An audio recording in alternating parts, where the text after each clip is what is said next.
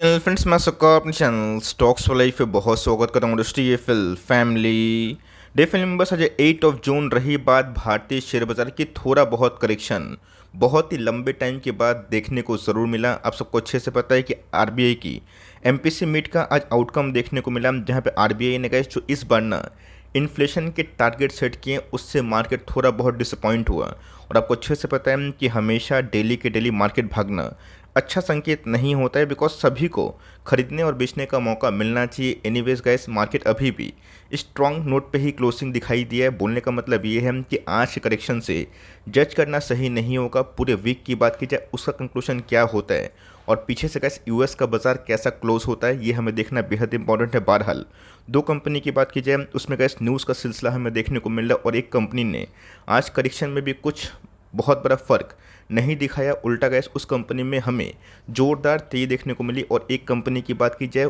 उस इंडस्ट्री में प्रवेश कर चुका है जिसको लेके हम लोग बहुत दिनों से बात कर रहे थे। तो फटाफट दोस्तों अपनी अनबाइस्ड कमेंट्री दोनों स्टॉक को लेके एज यूजुअल ज़रूर सामने रखूँगा। चैनल फर्स्ट टाइम होंगे सब्सक्राइब कर सकते हैं इस तरह की क्वालिटी कंटेंट को सबसे पहले एक्सेस करने के लिए। Now without delaying for time, let's begin.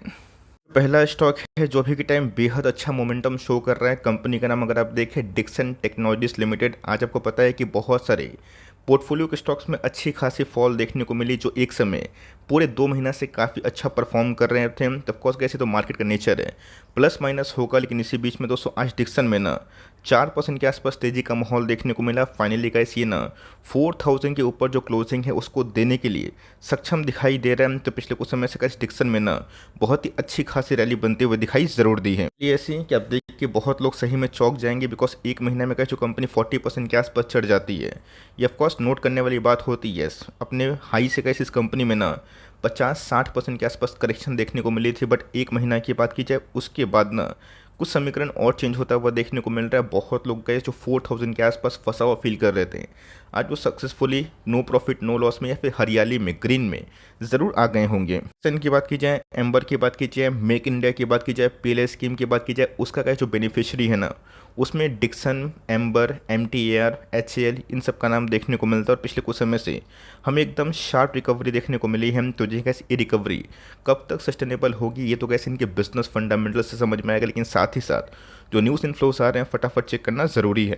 पहले क्या सबको अच्छे से पता है कि इस बार डिक्सन टेक के नंबर्स उम्मीद से अच्छे आए थे, और जिसके वजह से Q4 के नंबर्स के बाद इसमें एक तरफा रैली बनते हुए देखने को मिली। और मैंने भी गैस उम्मीद नहीं किया था कि एक महीना में इसमें 40% के आसपास उछाल हो सकती है। मैंने गैस बहुत बार ना पहले भी कवर किया था, ऑफकोर्स 3000 के बिलो भी कवर किया था, और जब इसमें स्प्लिट नहीं हुई थी तब भी कवर किया था। स्प्लिट होने से पहले कैसी कंपनी ना 20,000 पर शेयर दिखाई पड़ रहा था, ऑफकोर्स कैसे बड़े आंकड़े। बट साथ ही साथ आपको समझ में आना पड़ेगा कि डिक्सन का मार्जिन भले कम क्यों ना हो, लेकिन जो इंडस्ट्री है और जो गवर्नमेंट का फोकस है गाइस इस इंडस्ट्री को लेके बहुत ही अच्छा और बहुत ही उम्दा दिखाई पड़ता है। पूरे स्टोरी की बात की जाए, आप सबको अच्छे से पता है इंडिया का एक्सपोर्ट, आप सबको अच्छे से पता है कि पिछले कुछ समय से कैसे भारतीय गवर्नमेंट बहुत ही तेज़ी से चाह रही है कि जैसे तैसे इंडिया को एक्सपोर्ट हब बनाया जाए, मैन्युफैक्चरिंग हब बनाया जाए। आप सबको अच्छे से पता है कि इंडिया सिर्फ और सिर्फ गैस कंज्यूमर जो बेस है, कंजम्पशन जो स्टोरी है उसके लिए जाना जाता है। बट अभी के टाइम का समीकरण बहुत ही हद तक चेंज होता हुआ देखने को मिला। और जिन्होंने गैस मेक इंडिया को लेके हल्का में लिया ना, जो आंक रहे हैं वो तो गैस कुछ और बयां कर रहे हैं। आप सीधा सीधा अगर आप देखें FY18 में ना मात्र 300 मिलियन के आसपास जो मोबाइल फ़ोन है यही एक्सपोर्ट होते हुए देखने को मिलते थे। मतलब 300 मिलियन बहुत ही कम आंकड़े हमें दिखाई पड़ते हैं। और 5 साल में दोस्तों FY23 तक ये होपिंग की बात की जाए 11 बिलियन के आसपास हमें देखने को मिल रहे हैं। मोटा मोटी गैस बोलने का मतलब क्या है, 300 मिलियन US डॉलर से अभी के टाइम 11 बिलियन US डॉलर, जो बहुत ही बड़ी बात होती है। और आपको अच्छे से पता है कि पिछले कुछ समय से गवर्नमेंट की फोकस एकदम साफ है कि कैसे इंडिया में रोज़गार पैदा करें। अब गवर्नमेंट का फोकस साफ है, मतलब मैं गवर्नमेंट की तारीफ नहीं कर रहा हूँ, मैं गैस ये बता रहा हूँ कि उनका जो इनिशिएटिव है वो सही में ठीक ठाक होता हुआ देखने को मिल रहा है। बीच में तो कैसे आपने न्यूज़ भी सुनी होगी कि चाइना को टक्कर देने के लिए भारत तीसरे से दूसरे पायदान पे आ चुका है। किसको लेके, मैन्युफैक्चरिंग हब को लेके। और ऑफकोर्स यूएस से पीछे होता हुआ देखने को मिल रहा है। आप सबको अच्छे से पता है कि भारत में एक्सपोर्ट बढ़ेगा, भारत में कंपनीज़ को इंसेंटिव्स मिलेंगे, भारत में पीएलआई स्कीम से कंपनीज़ को फ़ायदा मिलेगा, कुछ टैक्स बचेंगे, तो कंपनी बड़े स्केल में कैपेक्स करेंगे और ऑफकोर्स गैस एक बार ग्लोबल मैक्रोस ठीक होंगे तो ऑफकोर्स कंजम्पशन जो है ना वो बहुत ही हद तक बूस्ट होगा और ऑफकोर्स सस्ते ब्याज दर पे इन सबको मार्केट से बहुत ही अच्छे खासे फंड मिल सकते हैं। दोस्तों 5 ईयर्स में आप देख सकते हैं कि 300 मिलियन का एक्सपोर्ट मोबाइल फ़ोन की एसेसरी से अभी 11 बिलियन पहुंच चुका है। आप समझ चलिए दोस्तों आने वाले 2030 में ना ये आंकड़े 50 बिलियन से ऊपर जा सकते हैं और ऑफकोर्स कैसे अपने आप में ही ना एक ड्रीम रन होगा उन सब निवेशक के लिए जो पीएलआई स्कीम को लेके बहुत ही बुलिश है, बहुत ही ऑप्टिमिस्टिक है। पिछले कुछ समय से आपने देखा चाहे वो ग्रिडिंग स्केल ऑफ बैटरीज की बात की जाए, एग्जीक्यूशन की बात की जाए, साथ ही साथ दोस्तों टेक्सटाइल की पीएलआई स्कीम की बात की जाए, सब में गवर्नमेंट ने फोकस किया है। लेकिन यस एग्जीक्यूट करना गैस अभी तक संभव इसलिए नहीं है बिकॉज अभी भी ग्लोबल मैक्रोस उतने सपोर्टिव नहीं है। बट मुझे लगता है कि 6 महीना में जो रिसेशन को लेके बहुत लोग चिंता जाहिर कर रहे हैं वो बहुत ही अच्छे कंक्लूजन पे आएगा और तब दोस्तों बहुत सारी कंपनीज अच्छा परफॉर्म कर सकती हैं। गैस देखा गया तो मैंने बहुत बार आपको चीज़ सिखाई है और बताया भी है कि ऑफकोर्स 1 डे के चार्ट में 200 का मूविंग एवरेज कितना इंपॉर्टेंट होता है। 3400 से गैस 3500 से सीधा हमें 4000 के आसपास लेवल्स देखने को मिल रहे हैं और मुझे लगता है गैस कि ये ना 4350 के आसपास जा सकता है शॉर्ट टर्म में और हो सकता है कि 4500 के आसपास जाके थोड़ी प्रॉफिट बुकिंग करें। तो जी हाँ गैस इसके पहले अगर आप देखें तो बॉलिंजर बैंड का जो विथ है इसको लेके मैंने बहुत बार कमेंट्री दी है, जो वाइड होता हुआ देखने को मिल रहा है। मुझे लगता है कि इसके पूरा जो मोमेंटम है डिक्सन के फेवर में देखने को इसलिए मिल रहा है बिकॉज पिछले कुछ समय से वॉल्यूम में ना ह्यूज स्पाइकअप देखने को मिल चुका है। मैंने आपको बहुत बार एक चीज़ समझाने और सिखाने की कोशिश की है कि 1 वीक के चार्ट में बॉलिंजर बैंड का 200 का मूविंग एवरेज ये दोस्तों इतना हेल्पफुल है ना, इससे बहुत लोगों का बहुत ही सही भाव पे चीज़ पकड़ाया है। आज समझ में नहीं आता है 1 साल के बाद 2 साल के बाद जब पैनिक बॉटम क्रिएट होने के बाद जब स्टॉक भागते हैं ना उस लेवल से कैसे अब 2x 3x पे ट्रेड होते हैं तो बहुत लोगों को समझ में आता है बीच में कैसे फ्री फॉल हुआ था।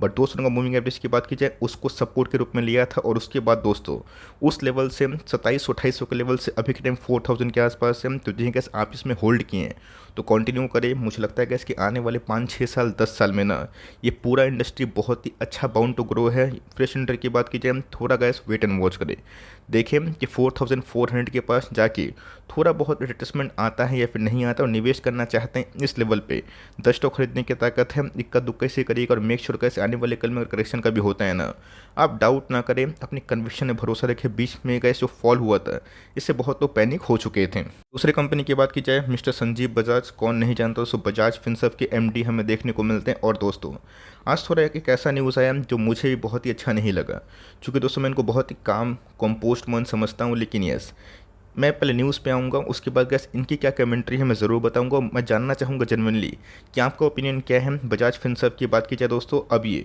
43rd प्लेयर हो चुका है म्यूचुअल फंड स्पेस में और ऑफकोर्स मुझे ऐसा लगता है दोस्तों कि जब बजाज ग्रुप की कोई कंपनी कोई स्पेस में घुसती है ना बहुत ही तबाही करती है। जैसे कि रिलायंस करती है तो बजाज फिनेंस की बात की जाए, फिनसर्व की बात की जाए अब तो दोस्तों ये म्यूचुअल फंड में है, रही बात इंश्योरेंस बिजनेस में है, माइक्रो फाइनेंस में है, होम फाइनेंस में है, पर्सनल फाइनेंस में हमें देखने को मिलते हैं। और अपने आप में गैस पूरा ना जो इंश्योरेंस जगत सहित जो फाइनेंस जगत है उसका दोस्तों अनडिस्प्यूटेड किंग ये पहले से भी था और ऑफकोर्स आज भी हमें दिखाई दे जाता है। गैस ये बहुत ही अच्छी न्यूज़ है और मुझे लगता है कि आने वाले कल में गैस इस कंपनी में और भी अच्छा वैल्यूएशन अनलॉकिंग होगा। लेकिन यस उससे पहले दोस्तों मिस्टर संजीव बजाज का मैंने फ़ोटो दिखाया ना, उनसे गैस कल के दिन पूछा गया कि इतना बजाज फाइनेंस से हमें कॉल आता है, इस पे आप क्या टिप्पणी देंगे। हम लोग बहुत डिस्टर्ब हो जाते हैं। तो उन्होंने गैस ना बहुत ही एरोगेंट बयान दिया जो मुझे भी अच्छा नहीं लगा, जिसके वजह से गैस ट्विटर यूज़र ने ना इनको बेहद स्लैम किया कि इन्होंने गैस बताया ना कि don't come back to us for loans, अगर आप सीधा कॉल नहीं चाहते हैं तो हमसे आके पैसे भी ना ले। ये गैस मेरे हिसाब से इतने बड़े पद के एमडी के लिए शोभा नहीं देता। मैंने गैस इंटरव्यू देखा है बहुत लोगों का और बहुत लोगों को सम्मान भी करता हूँ, जिसमें इन्फोसिस के वही लोग होते हैं, एसआरएफ के मेन करता धरता होते हैं, मिस्टर संदीप इंजीनियर है, टाटा ग्रुप के बड़े बड़े सीईओ है ना।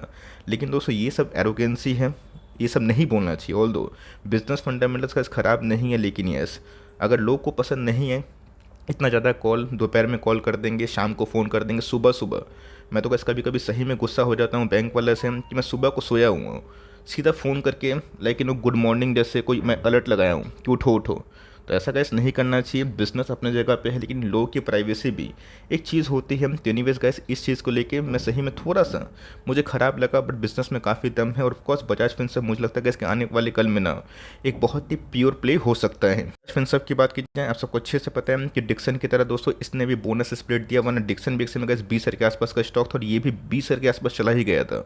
लेकिन बीच में बोनस स्प्लिट एक बार ही एग्जीक्यूट हुआ, बट उसके बाद स्टॉक गिर के दोस्तों 10,000 के आसपास भी आया था। रफली बोलने का मतलब 1,000 के आसपास बोनस स्प्लिट को एग्जीक्यूट करने के बाद, और उसके बाद कैसे उस बॉटम से हमें रिकवरी होते हुए दिखाई ज़रूर दी है। ऐसा मानना है इसकी वैल्यूएशन पॉइंट ऑफ व्यू से कंपनी मुझे पहले से ही बहुत पसंद है, क्योंकि देखिए प्राइस टू बुक दोस्तों बहुत ही इंपॉर्टेंट हो जाता है। LIC की बात की जाए, HDFC लाइफ की बात की जाए, SBI लाइफ की बात की जाए, उससे अगर आप कंपेयर करें ना, तो वैल्यूएशन पॉइंट ऑफ व्यू से कैसे इस कंपनी में हमेशा हमें एक अच्छा खासा कंफर्ट वैल्यूएशन देखने को मिलता है। बट प्राइस टू बुक की बात की जाए, ये हमेशा एक लोएस्ट स्टैंड पे है, जो मेरे हिसाब से कैसे बहुत ही उम्दा है। तो ऑफकोर्स कैसे एक बिजनेस का समूह है, आप सबको अच्छे से पता है, मैंने बहुत बताया भी है कि बजाज अलियांज लाइफ इंश्योरेंस और जनरल लाइफ इंश्योरेंस अभी भी अनलिस्टेड है। जिस दिन कैसे इनकी लिस्टिंग हुई और जिस दिन जियो की भी लिस्टिंग हुई, रिटेल की भी लिस्टिंग हुई, तो आपको अच्छे से पता है कि इसका दोस्तों जो पूरा बम है ना, वो कहाँ फूटेगा इनके वैल्यूएशन को लेके। तो मुझे लगता है कि इसके ट्रू सेंस में निफ्टी 50 की टॉप क्लास कंपनी है, जो आपको अभी भी डिस्काउंटेड प्राइस में मिल रही है। गैस बहुत बार फंडामेंटल बताया है,